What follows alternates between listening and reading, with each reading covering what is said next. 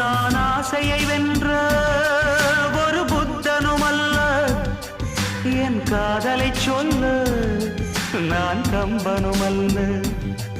உன் காது கடித்தேன் நான் கனவினில் மெல்ல, இன்று கட்டி அணைத்தேன் இது கற்பனை அல்ல.